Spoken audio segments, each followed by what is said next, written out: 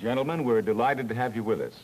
We're glad so many of you could attend this little meeting, and I can only say we want to do everything we can to make it worth your while and to let you know you're welcome.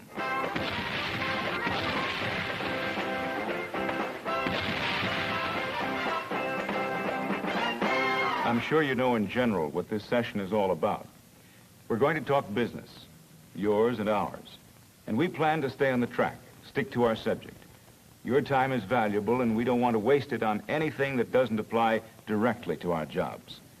So to that extent, maybe this meeting will be a little bit different. New, daring, different, unforgettable in the variety of things you won't see, such as gorgeous girls, pulse-throbbing action,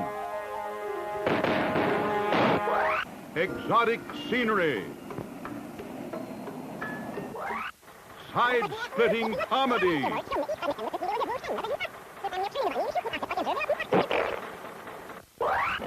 gripping suspense.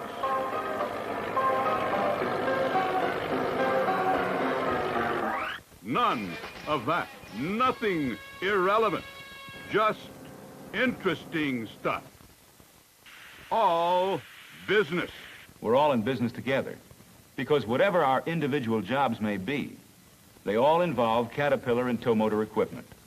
So all of us, we as suppliers and you as users, have a common objective: to see that our equipment delivers all the performance it was built to deliver all the time. And it takes all of us together to reach that objective. If we do reach our objective, we all stand to gain. If you're an owner, getting full value from your equipment means lower costs and more profit. If you're a job superintendent or a shop foreman, your return is greater production and the assurance of machine availability when it comes to a showdown. If you're a mechanic, your stake in this is ease of maintenance, minimum downtime, fewer repair headaches. As an operator, your interest is greater ease of operation, more comfort, and the kind of response you want at the controls.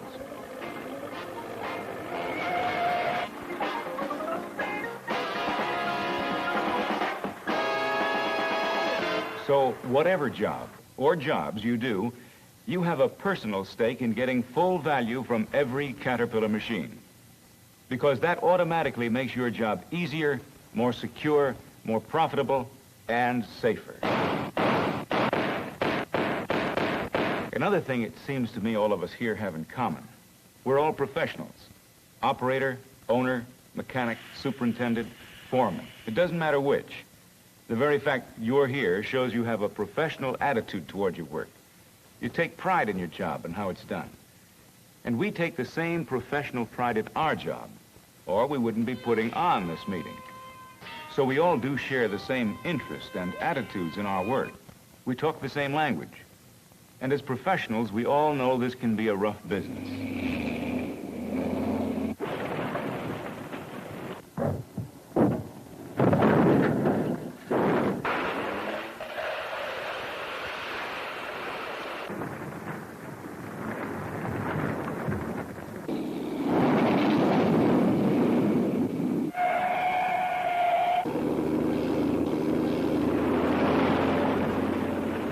Our equipment has to work under all conditions. It has to be able to meet whatever demands this fast-moving, speeded-up age of ours puts on it.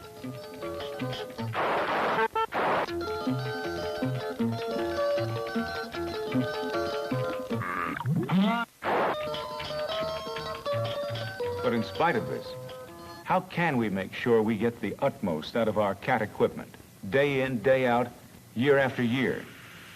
That's what we're here to talk about. How to hit that target.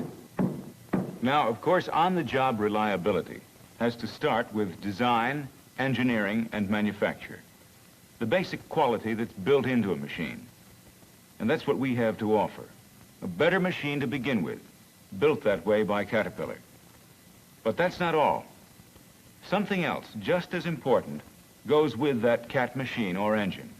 It's what we call product support. The services, facilities, parts, technical assistance, know-how, all the backup it takes to keep that machine on the job at peak efficiency. We have to furnish all that, and we do. And why? Because no machine, no matter how well made, can perform right for very long without the support of adequate maintenance. Good maintenance is essential to reliability. It pays off in lower operating cost, higher productivity, and greater resale value at trade-in time. It prevents a good many of the troubles that go with our business. So our responsibility, as we see it, is to pass along to you the best maintenance practices as recommended by Caterpillar, and to keep you informed of improvements and advances as they're made. In other words, whatever help you need to make your maintenance programs, methods, and procedures more effective. Just between us, when an owner does get full production, full value from his Cat equipment, he's pretty likely to make the money and get the jobs that will put him in the market for more new equipment. And when he buys, chances are he'll buy Caterpillar again, no matter how hard our competitors work on him. And let's admit, our competitors have some pretty good salesmen. I consider myself a Cracker Jack salesman, but I can't sell international harvester equipment for beans. But of course, there's more to this whole area of maintenance than regular day-to-day programs. In this business, you never know what problems are going to arise.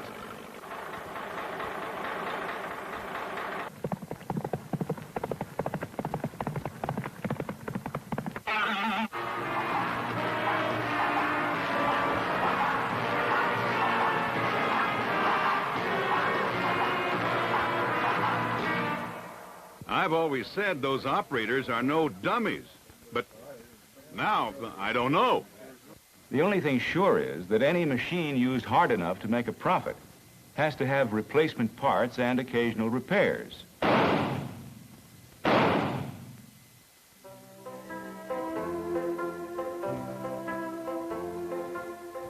But it's our job to minimize the cost in time and money of parts replacements and repairs. So we want to keep you up to date on all the facts about Caterpillar-made parts and how new developments can boost production or lower cost per hour. And on the subject of necessary repairs, we want you to know the alternatives open to you, whether to do it yourself or use our facilities. You should know about the capabilities of our shop, and you should know about some other special services we offer. Custom track service, parts exchange service, engine rebuilding, and so on, as well as the new methods and diagnostic equipment we use to inspect your machines. And speaking of inspection, some of you may be interested in the idea of service contracts as a way of stabilizing costs and controlling machine availability.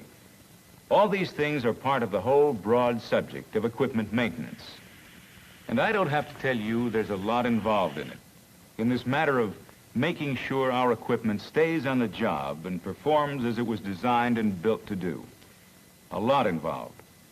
But there's a lot at stake, too, for all of us. Not the least of which is our jobs, which is what this meeting is all about. So again, gentlemen, we want to welcome you. And as a special service for anyone who may have dozed off. And now let's throw some light on our subject.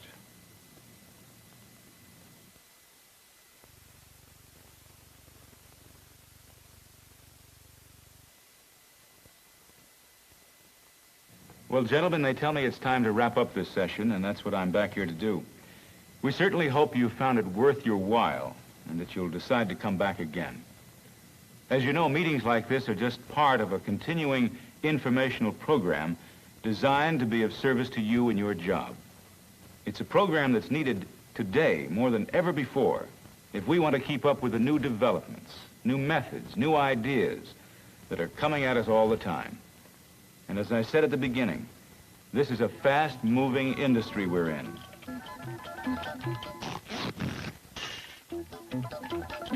So fast-moving, it's impossible to predict what developments are ahead in equipment, parts, accessories, bigger machines maybe,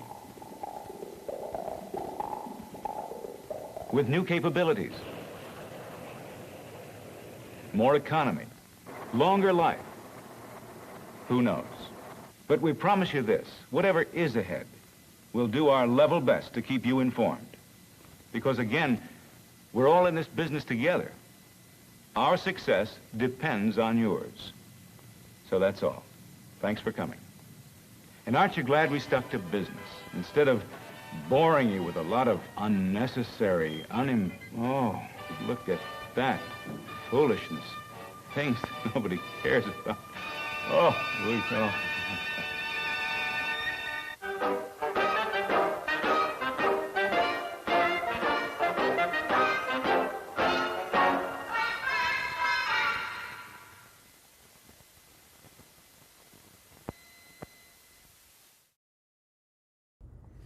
Okay, so I showed that again. Hey, I'm Skip Elsheimer. Welcome to the AV Geeks Lunchtime Streaming Show. I showed that yesterday, and we realized that my Wi-Fi router was flaking out and was dropping frames like crazy. And so what it meant was that there was lots of pauses. Even though the audio was fine, the visuals were being paused, which is frustrating because that film has lots of short, quick, goofy edits. And so I re-aired that, even though it has that regrettable ending. But that's straight up Calvin Productions. So very goofy, probably late 60s. I have not been able to find any date on it at all in any of the paperwork. This is part of the Prelinger archive. They scanned this recently. They got a bunch of Calvin films and outtakes, and that was black and white. That was we didn't make it black and white. It was originated on black and white, although there might be a color print of it somewhere, but they haven't found it yet. Okay, so let's get started. I had my interns pull some films, and we scanned them yesterday. So here is what they picked. This is Japan, the Land, and the People. Enjoy.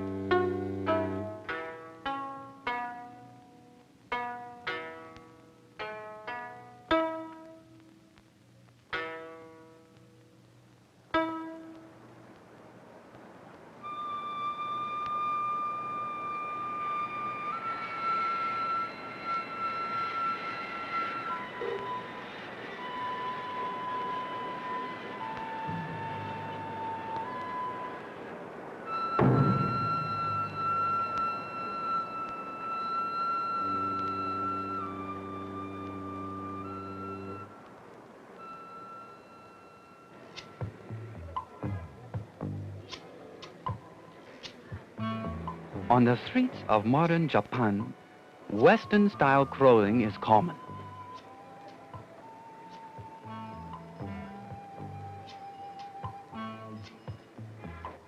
The traditional ankle-length kimono of old Japan is not often seen.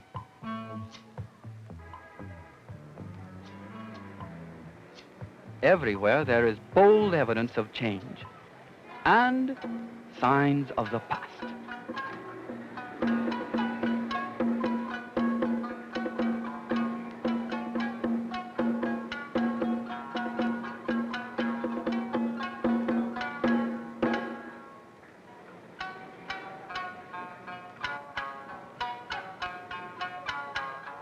Japan is an iron nation. The main irons are Hokkaido, Honshu, Shikoku, and Kyushu. The islands are bordered by the Sea of Japan and the Pacific Ocean. Tokyo, the modern capital of Japan, is on the island of Honshu.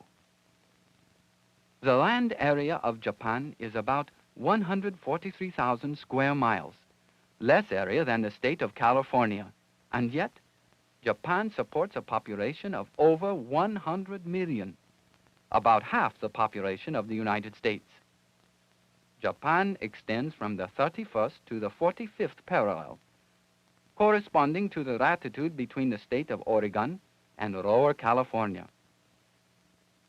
This helps explain why each of the islands has a different climate. Kyushu, the southernmost island, is warm, subtropical. The northern island of Hokkaido has long, cold winters and much snow.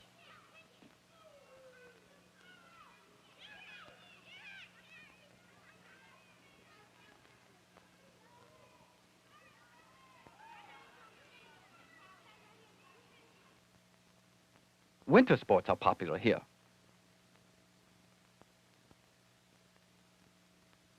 Japan is a mountainous country. Actually, the islands were formed by the tops of undersea mountains. Mount Fuji, a most famous landmark for tourists and poets, was once an active volcano. It now rests in tranquility.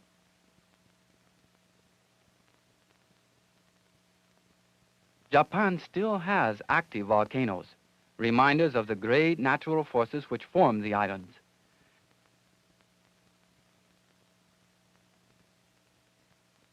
These natural forces are at work today, producing earthquakes and tsunamis, great seismic waves caused by seaquakes and underwater volcanoes.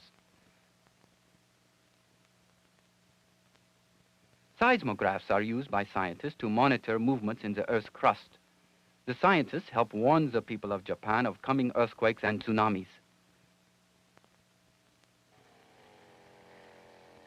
Throughout Japan, the mountainsides are covered with forests.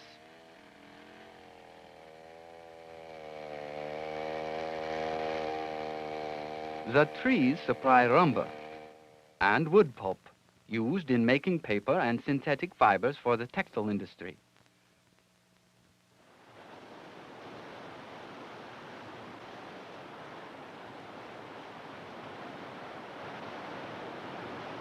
Mountain streams and rivers are controlled to generate electric power, power for large cities and for small agricultural communities.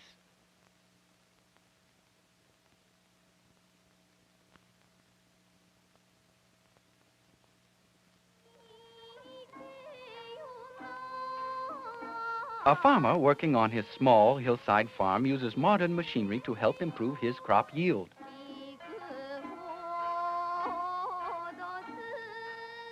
Mechanized farm implements are used on large flatland farms where the land is easier to work. Chemical fertilizers help improve crop yields. Rice, the staple of Japan's diet, is grown on over half the farmland.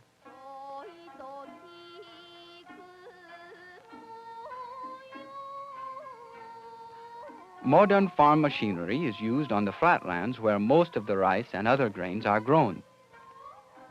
The use of machinery has eliminated the need for many farm workers. In the last 20 years, technology, the use of machines, has caused a sharp decline in farm population. Vegetables are also grown on the flatland farms. Tea, a favorite beverage, is an important crop. Traditionally, tea leaves are harvested by hand. Japan also has many orchards which, like farms, have been modernized.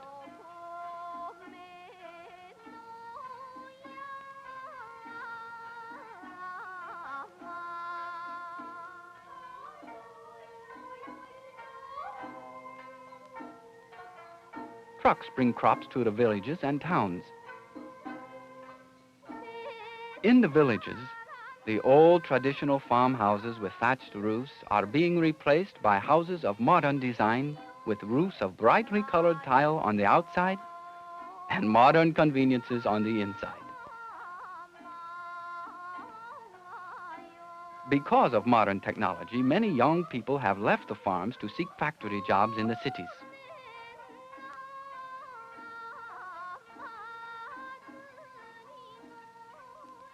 Fish supply most of the protein in the Japanese diet. This island nation has one of the world's largest and most modern fishing fleets.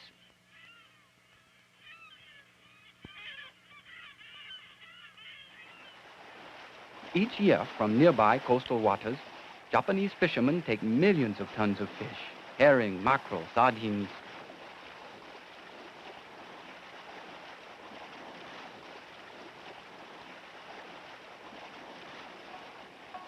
In deep waters of the Pacific Ocean, fishermen go after tuna.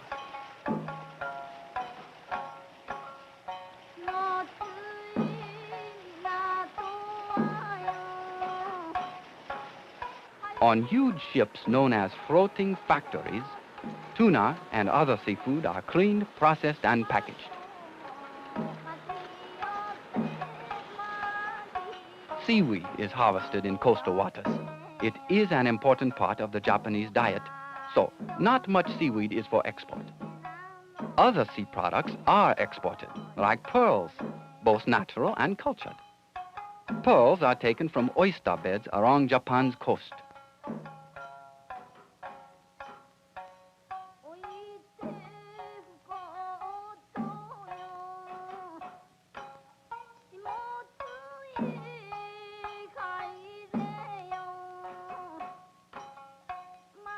Pearls have long been in demand in Japan and are a major export.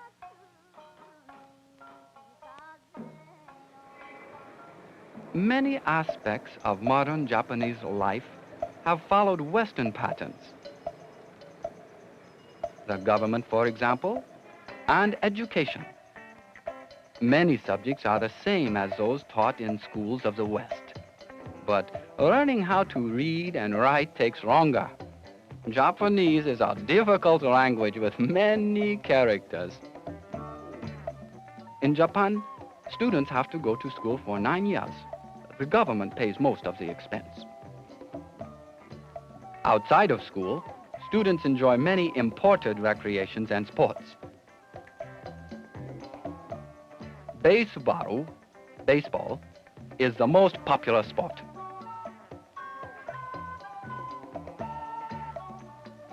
Soccer is also popular.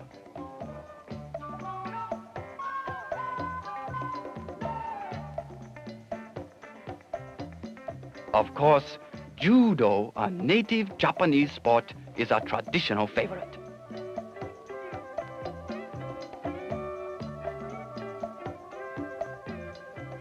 Japanese youngsters enjoy other imported entertainments.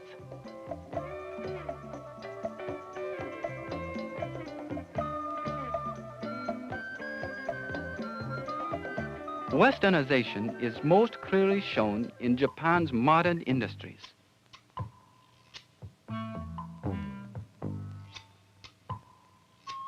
Within the last 20 years, Japan increased her export sixfold.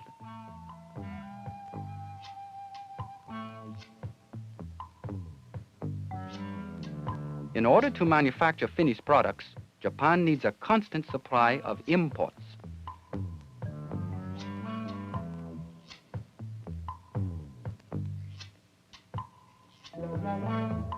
Iron ore is one of the major imports. Iron ore is used to make steel.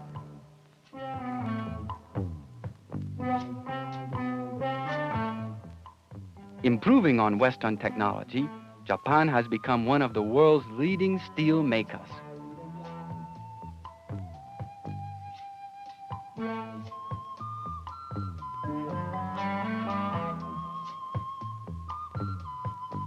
Steel is important to the shipbuilding industry. Kobe, Yokohama, and Osaka produce some of the world's most advanced ships, huge oil tankers, and specialized vessels for carrying autos.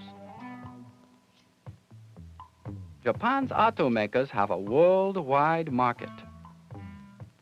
The auto industry is based on quality control and careful industrial planning and marketing. careful marketing has also brought success to the electronics industry. Transistorized radios and other electronic products have sold tremendously in world markets.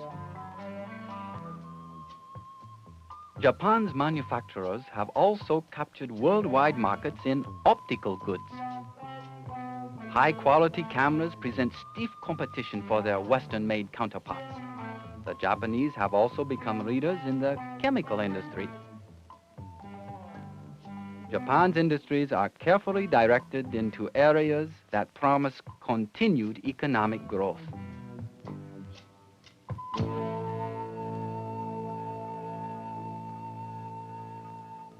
As in other industrial nations, the cities of Japan are overcrowded.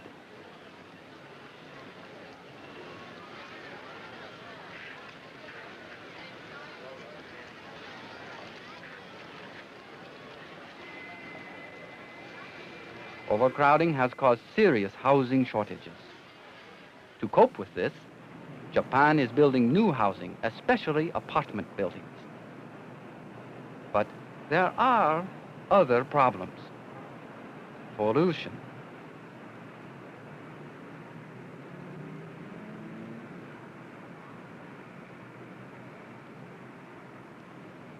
Japan now has laws regulating industrial wastes and exhaust fumes from automobiles. Trains offer one alternative to auto pollution.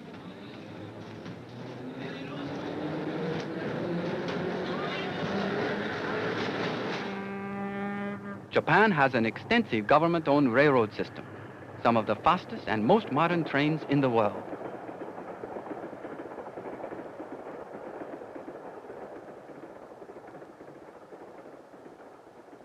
The Tokaido line carries passengers between Tokyo and Osaka, almost 350 miles, in about 3 hours. But some people in Japan believe that speed is a mixed blessing. They feel that their modern technological nation is moving too quickly into the future. Can the people retain a harmony with nature? What of their past? What place has ancient tradition in the future of Japan?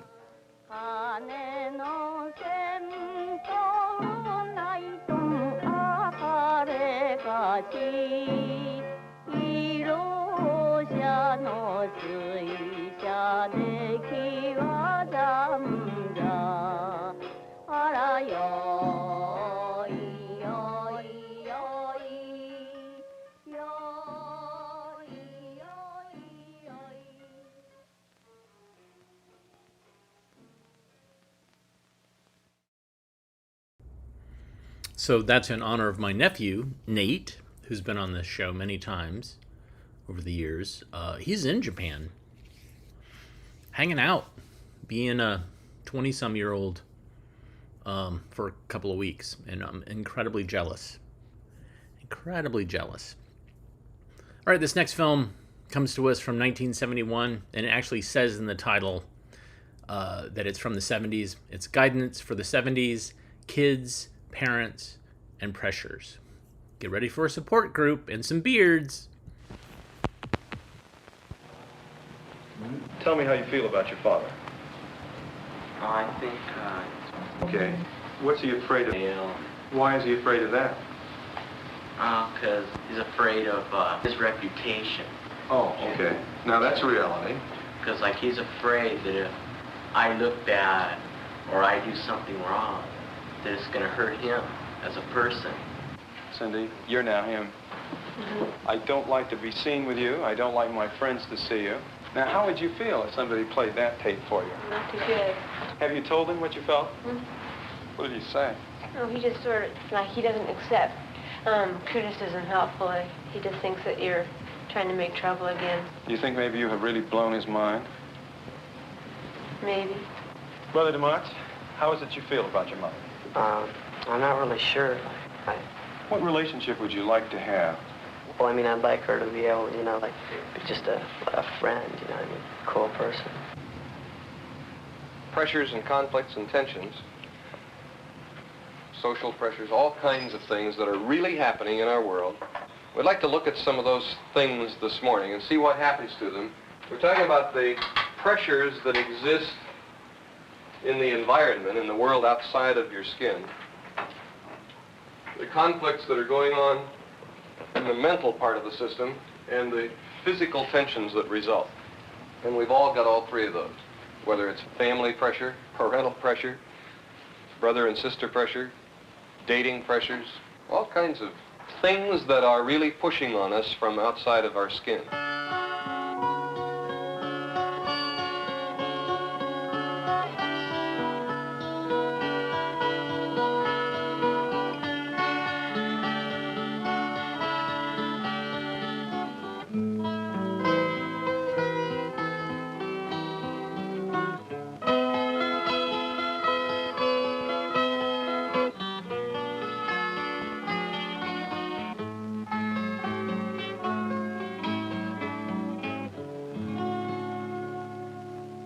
There is something I can do about modifying my own system, however.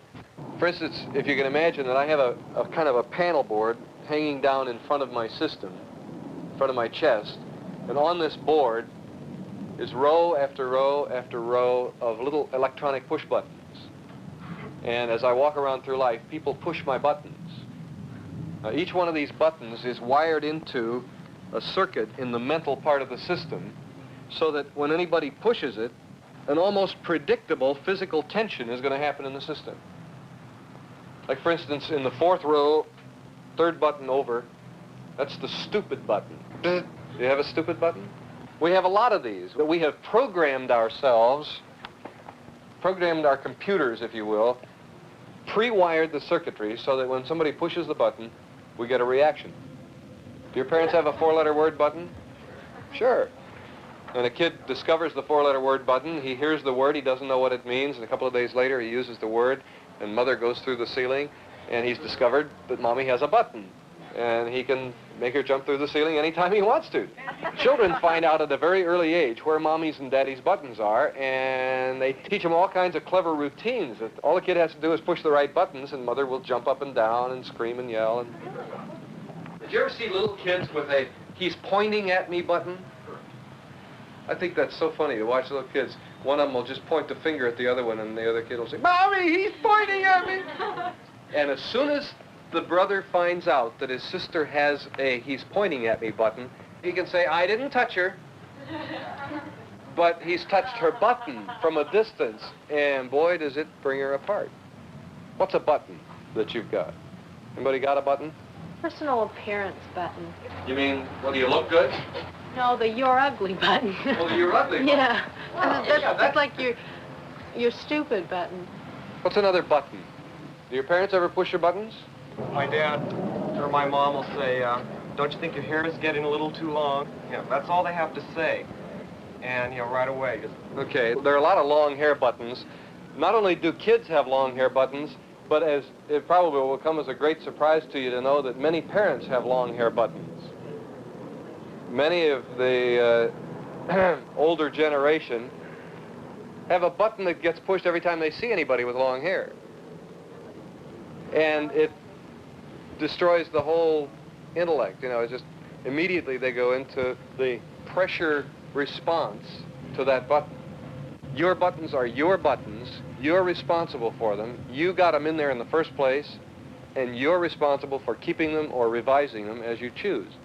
So you might ask yourself, after you've identified some of the buttons that you have, is this button really to my advantage to have? It isn't likely that I'm going to get the rest of the world shaped up. Do you want to change the situation with your father? Yeah. Are you willing to change it? It all depends on what I have to change. Do you have to change anything? I don't think so. What is there about the situation that you want to change? Oh, I'd like to have my dad, you know, because like I can't talk to my dad at all. And I wish like we could just sit down and talk. Okay, that's the first time you said really what you wanted that could be attained. Why is it that he doesn't feel he can talk to you? What have you done that makes it tough for him to feel he can talk to you? I don't know. But for some reason, we just can't talk. Do you go out of your way to make the effort to talk to him? Yeah, I've tried. You know, we talked about it, but he just gets, you know, real, I don't know, violent. What he does is he starts to yell and scream, and then instantly I turn around and, you know, start yelling and screaming. Little push back, see? As long as we're sort of hanging out our buttons and saying, here, push me, people will. And they do all the time. Would you stand up for a minute or just kneel up?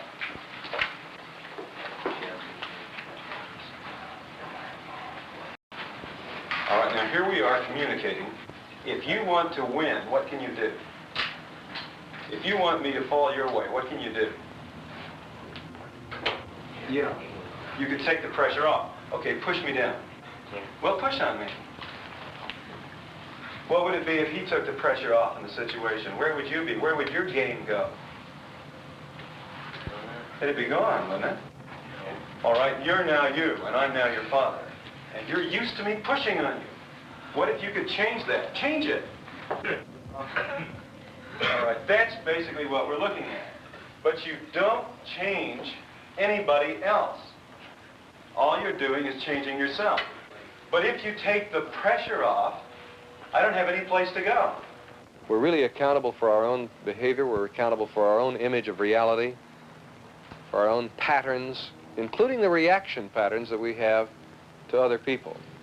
It's very easy to say, that guy drives me crazy, or people like that really drive me out of my gourd, or whatever. But it's not the people that are doing the driving. All right. What kind of relationship do you want with him? You'll talk to him, have him understand me. Have him understand you. Well, listen, Smarty, are you going to be able to understand him at all, do you think? Yeah, probably. How? What could you do that would be different? What can he do if you're not playing his game? Every time you sit there and you say, yeah, here it comes again. My old man's going to give it to me. He will, because that's the game you're playing too, and it takes two to play any game. All right, what is it that you want? Yeah, what are you willing to do to have that kind of relationship with Mr. Mann? Well, I just, like, if he started arguing, I just, like, cool it and, you know, not give him any hassle and see what happens. Would you take the pressure off on your side? And that makes all the difference in the world, because it's very unlikely that you're going to be able to get all the rest of the world shaped up so that they behave just the way you would like to have them. It is possible for you to modify your reaction. That doesn't mean that you approve of all of those things that you've been reacting to with a lot of tension, but that's different from reacting with the clutch reaction that really destroys your effectiveness and your ability to cope with or bring about change in the world. I'd like to borrow you, Brother DeMoss. Who is it that you're working on? My mom. Okay, I've now become a lady. You don't mind the beard, do you? The mom. Okay. I'm not gonna kiss you. What? I'm not gonna kiss you. It's not required. Okay. Brother DeMoss, how is it you feel about your mother? I just, I don't like what she does. No, that's what you don't like. How do you feel about her? Positive or negative? I'm not really sure. What relationship would you like to have? I'd like her to be able to talk to me, you know, and be cool about things like hair. And, that's what you want her to do. What do you want as a relationship with her? Well, I mean, I'd like her to be able, you know, like, be just a friend, you know what I mean? Cool person. Okay. What are you willing to do to make that possible? Take off pressure on my end. All right, what games do you play to get her? I try to put her down in front of her friends and stuff. Do you do that well? No. But you try? Yeah. Okay. Okay, how do you feel about putting your mother down? I don't like it. The put down is a very common part of our culture today. And I'm convinced personally that it's profitable to build other people's self-esteem. By profitable, I mean it helps build our own self-esteem when we build somebody else's self-esteem. And furthermore, that we're not likely to give anybody else an extra measure of self-esteem unless we have enough of our own that we can afford to give some away. What's going on inside your feeler as you listen to that? I'm just, you know, flashing on me. Okay, now that might be interesting. Let me just try something. Okay, I'm now you, you're now my mother. Mom, I want you to know I really feel very badly about our relationship. I want to have a good relationship with you. I want us to be friends. I want to be able to talk to you, and I want to listen to what you say, too. And I'm willing to work it out. I'll do anything that's right. How do you feel about that? I know what she'd say if I said I'd do anything to get a good relationship. Oh, let's hear it. Go get a crew cut, join the football team, quit surfing, quit bike riding completely, socialize with my friends. Do you really think that she would do that at that moment? She wouldn't do that, but if I put down all pressure at my end, she'd just start pushing me more. How could she if you're not pressing her back? Okay, here's the point. To take off the pressure does not mean that you're agreeing with anybody else, and it doesn't mean you're going along with anybody else. It just means you're taking the pressure off. It just means you're not pushing back. When we feel put upon, when we feel as though the rest of the world is kind of closing in on us, many times we will defensively fight back by putting other people down. And it really doesn't pay. Let's say your mother started giving you a list of things. I'm now you again. I'd say, Mother, what I want is to be myself. It's okay for you to be you and want what you want. And it's okay for me to be me and want what I want. One of the things I want is a good relationship with you as a person, as a friend. Are you willing to accept me as an equal? Yeah, she'd go, not while you're living in my house. I'll make all the decisions. I'll bet you that if you were to make a formal presentation like this, she would suddenly be confronted with a Tom DeMatsu was being her equal instead of little baby Tom DeMatsu she brought up. This might be something not just to look for in other people, because our primary project is not to get everybody else shaped up, but to look for in yourself. How easy is it for me to put other people up? How much time do I spend reinforcing other people, giving them praise, compliments, warmth, encouragement, helping them to become better people? All right. What do you want in your situation with your mother? All right. Say it to her. I'm now her. Okay. I'm your mother. Mom? What is it now? Really?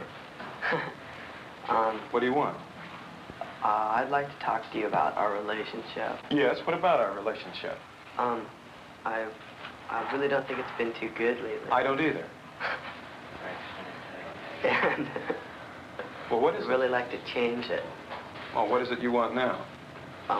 I'd just like to be able to make decisions by myself and have you stop running me. Not as long as you're in this house. Can you be more open-minded about it? What do you think? No. Okay, where do we go out the window? Number one, you weren't willing to accept me. It was very obvious. Well, I don't really walk up and hold my mom's hand. I know, but that would be different, wouldn't it? And chances are, if you would show that much willingness to really be there, then she might think, oh, there's something special going to happen. And at that, she might begin to listen to what you're saying, because the difficulty with what we just did is, observe. Mom, I really don't feel very comfortable about our relationship, sort of thing. And all she could say is, you bet, and I don't either. Show me that you accept me. Mom, I really don't feel good about our relationship lately. I'd like to have it change. I'd like to be able to love you a lot more. And I'll be willing to take the pressure off of my side. If you'll be willing to take the pressure off of yours. Good, except you're asking her to do something. Well, the minute that you do that, you've had it. Because she's going to then take the point of view, and quite rightly so, look what you're asking of me, and look at all the things I've already done for you. What's big, Brother Motz, about what you're up to is that you're willing to accept me, and even if you were doing it by rote, I might be inclined to listen because, you see, there might be some pay value for me there. He's saying that he's been uncomfortable about our relationship. Well, I have too. He's saying he wants it to be better. Well, I want that too. And he's also saying that he's willing to do something about it. Well, maybe I'll be willing too. But thank you for doing that.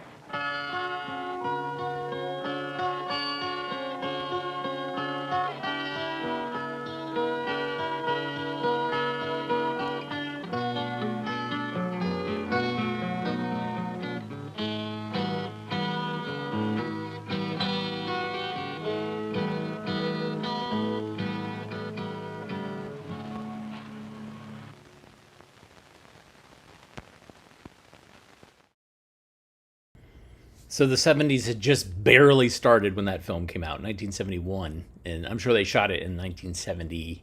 And they're already calling it guidance for the 70s. Like, we already got this decade figured out. Like, this is how it's going to go. Man, so many things in there. What if, so playing the tape, the buttons. I can't remember what type of therapy that is, but the whole idea of, the kind of mechanized way that people interact. It's not transactional analysis, but anyways, I think to give us a much-needed sideburn break, we're going to jump to the 80s, mid to late 80s. I think this is 87. I was already in college, like a long time. This is called Gossip. Enjoy.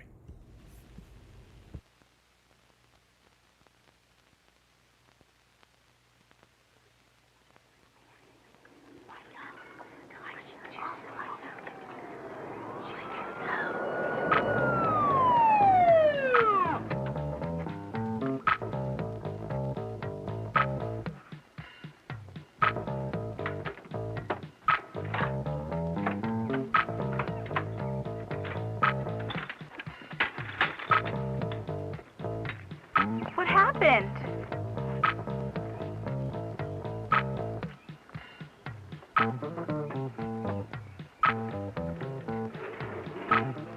I think his sister's pregnant, and he didn't like what someone was saying about her. It wasn't his sister.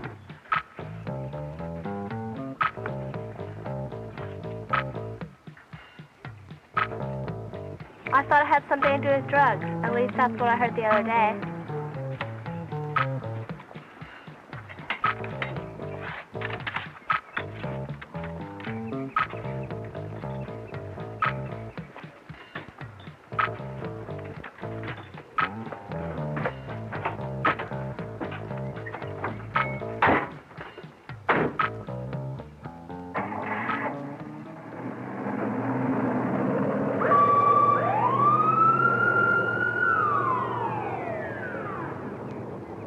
I want an explanation for what went on here.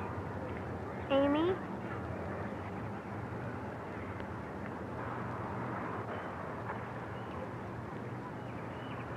I guess it's going to be me. Mrs. Clark, can we go inside and talk?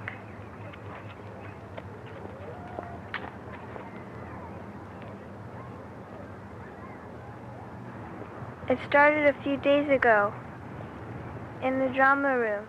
Anyway, I'm sure it'll be terrific. Terry, you will still have to audition with the other girls, though. And Sean, thank you for coming back to your old school and helping us out. Oh, it was no problem. I mean, you're always my favorite teacher when I was here anyway. Besides, this is perfect for my high school project.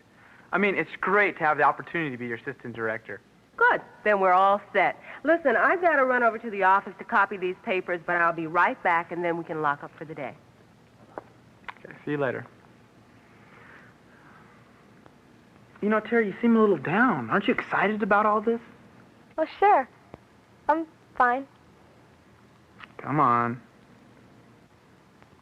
Okay. It's my dog. She's having some surgery today, and I'm really worried about her. I've raised her from a puppy. I understand. But listen, she's going to be okay.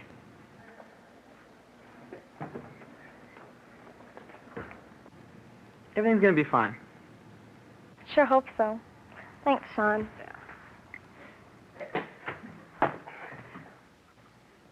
Whoa. Sorry, I didn't think. Well, I guess we should be going.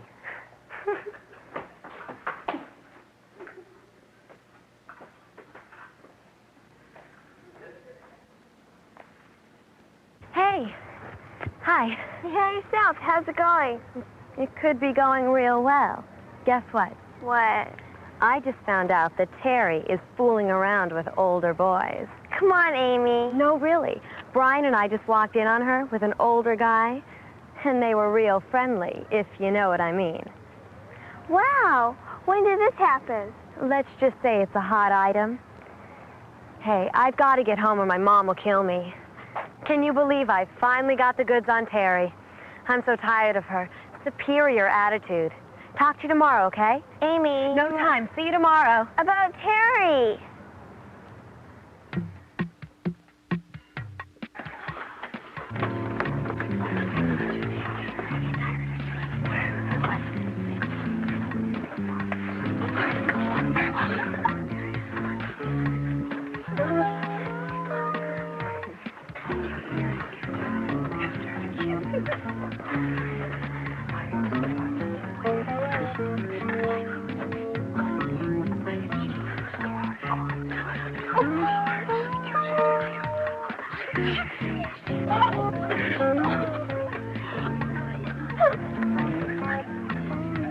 Okay, people, we do have a purpose here. Let's pay attention. Everybody ready? Look at the camera, watch the tomato, and smile. 1, 2, 3. I think Amy should star in the play, not Terry. For sure. I haven't heard anything good about Terry. Besides, she probably dropped out anyway. Amy's a lot better. Yeah. Hi, Michelle. How's it going? Hey, Squirt. Congratulate me. I just finished this paper 2 days before it's due. Congratulations. What's it about? It's about how people start rumors. In my paper, it's especially about rumors after disaster like war or an earthquake, something like that. What do you mean? Well, you know, wild rumors instead of facts. I'll give you some examples. During World War II, there were rumors that the Japanese had invaded Oregon, and one that the army was dumping food into the ocean. There was even one in 1906 after the big earthquake in San Francisco that the zoo animals had escaped and were eating the people camped out in Golden Gate Park. Come on, really? Yeah, that one's pretty funny, but rumors and gossip can really hurt people, destroy their careers, even ruin their lives. Believe me, it's always good to check out stories before you repeat them. I know what you mean. Is everything okay, Squirt? Yeah, I just have something on my mind. I'll work it out. Okay. Listen, I have to type this up, but if you need to talk later, let me know. Okay, thanks. And I wouldn't be surprised if Terry got pregnant. Hi. Hi, Jenny. Come on, or we'll be late for school. Amy or Belly are saying... Come on, Jen. We don't want to be late, do we? Anyway, I heard this morning that she's pregnant. Her? But she's so quiet.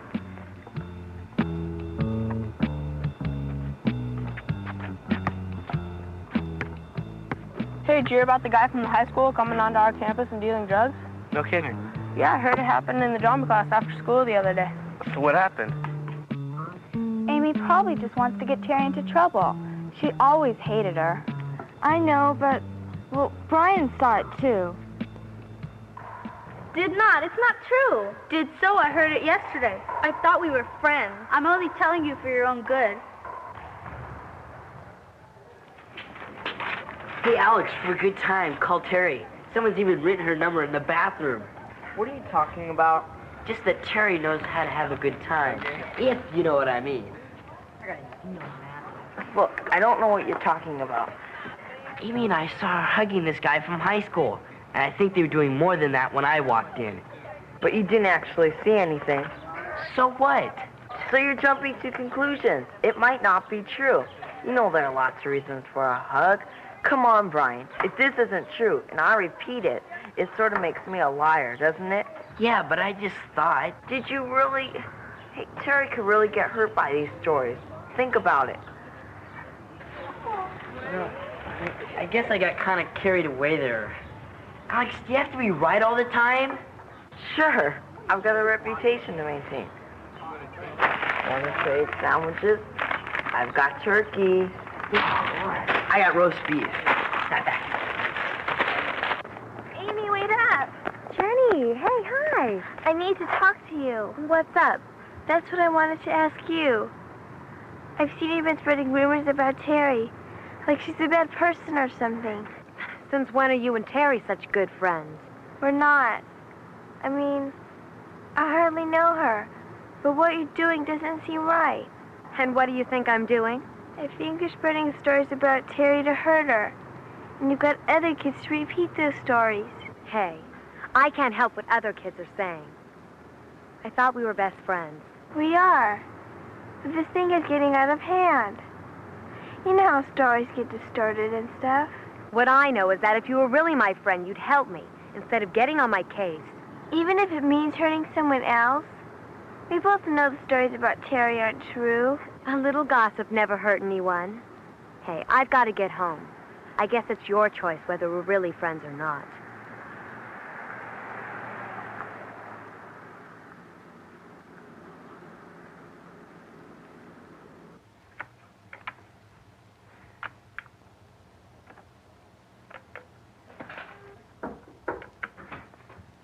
Jenny, Jason's here. Okay. Hi, Jenny. How's it going? Your genius computer tutor would like to teach you a new program. Okay? Okay, I guess. Well, don't get so excited, kid. Hey, is everything okay? Not really. I've been thinking and thinking. And I just don't know what to do about this problem I have. What's up? It's my friend Amy. She's spreading some pretty outrageous stories about this other girl in our class. It doesn't seem fair. Well, you think that Amy's just being malicious, that she wants to hurt this other girl? Yeah. She saw something and made up her own conclusion. And you and Amy are pretty close, aren't you? Yes. But I keep wondering what I do in Terry's place. Terry's the other girl. I've already tried talking to Amy. Well, how'd that go? She said if I was really her friend, I would back her up. Have you ever known somebody who was hurt by people talking about them behind their back? Yeah, I guess I have. It's even happened to me once or twice. What did you do? Oh, you know me, always joking around. Yeah, I used humor to try to make people laugh instead of trying to hurt. And there's other choices, too. Like what? Well, like ignoring it. Sometimes the best weapon in your defense is silence. You could also confront the person who's doing the talking. Or maybe you could talk it over with a teacher or a counselor and get some good advice. Rochelle was telling me earlier how much rumor and gossip could hurt people. But if I help Terry, then I lose my friendship with Amy. Ooh, that's pretty tough. Personally, I'd rather wrestle the alligators rumored to be in New York sewers than deal with this kind of gossip. Even your computer programs are easier. That's what you think. I have faith in you, kid. But it's up to you. Now, ready to tackle that new program? I'd rather hear about the alligators. Okay. At least I'll get my mind off of this stuff for a while.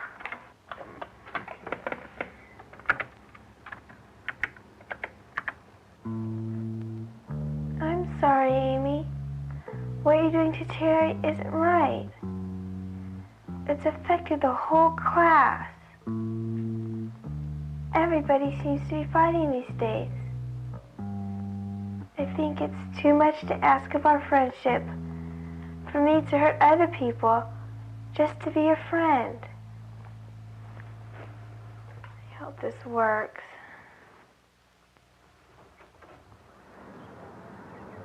Leave her alone. You don't know if that stuff is true. What are you, one of her boyfriends or something? Cut it out. What do you know about it? You're probably just like Terry. What's that supposed to mean? You know exactly what it means. What have you done with your stupid bickering? Brian, go get the school nurse. Have her call the ambulance now. And Britt, go get Mrs. Clark. Everybody else move back.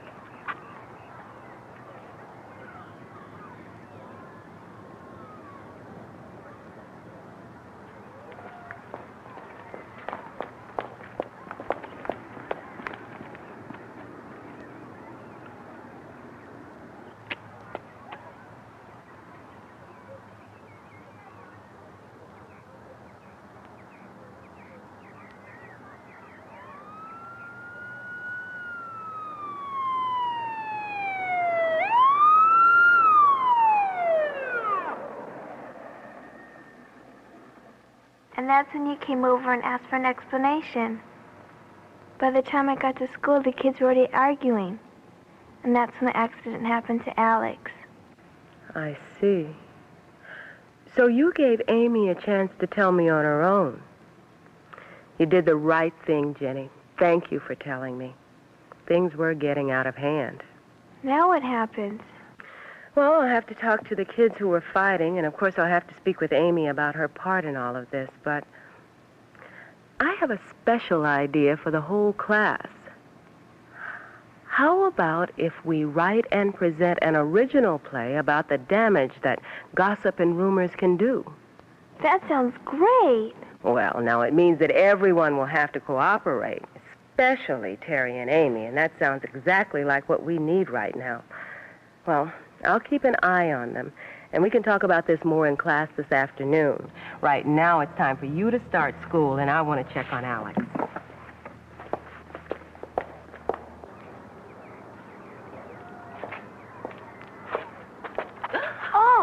Oh, I'm sorry.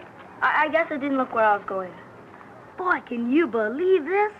Some of TV's greatest stars are really aliens. Sent out to control our airwaves.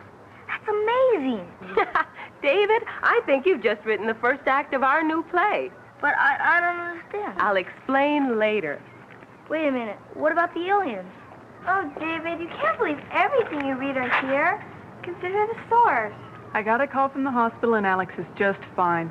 He'll be back at school tomorrow with a little bump on his head. Now that's good news. And a good source.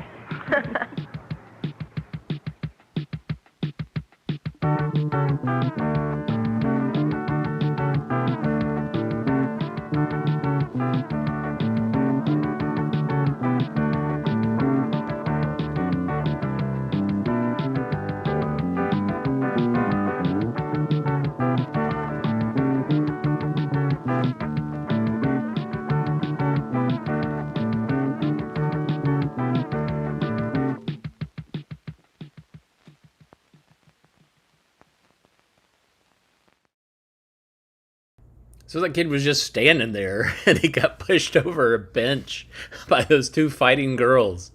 I mean, is that really due to all the gossiping? Like, is that really the cause of... or is he just a clumsy teenager who was at the wrong place at the wrong time? Man, I love that film.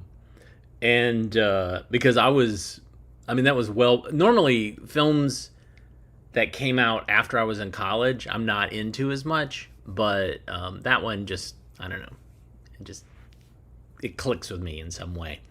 But I have other films about gossip. Most of them are from the 50s and 60s. But yeah, so my my interns picked the Japan film and the Guidance film, and I was like, what is this gossip film? I want to watch this. And now having seen this film twice, I'm like, what is that computer? Like, it's like a terminal that she has. And that's well after personal computers were really beginning to hit. In 87, I think I had an Amiga at that point. I can't remember when Amiga came out. Maybe it was later than that. But maybe it was like 1990. Anyhow. Thanks for joining us today. I very much appreciate your comments, your eyeballs. There's so many new people on the stream. It's pretty great. Thank you all for participating and watching.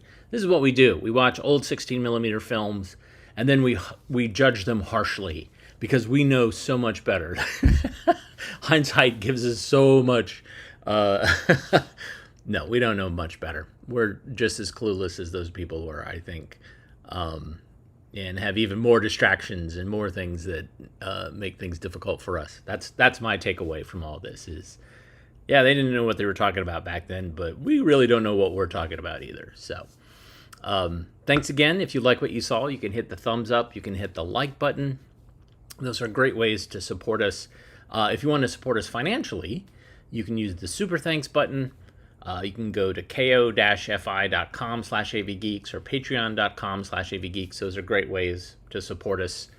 financially as well. And that money goes towards rent on film storage that we're slowly trying to move out and into our new film vault that we've made in a basement.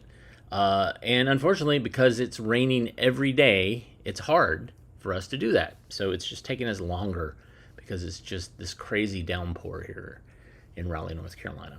Anyways, so great to see everyone. And, oh yeah, if you're in the area, next Tuesday, I'm doing a show at the Alamo Draft House. It's Kids versus Critters, and it's films featuring kids and animals and some truly regrettable footage. Scenes that are just like, whoa, why did they do that? But that's coming up, and there's some tickets left, and would love to see you in person if you're in the Raleigh, Durham, Chapel Hill area. Everybody take care, and we will be back tomorrow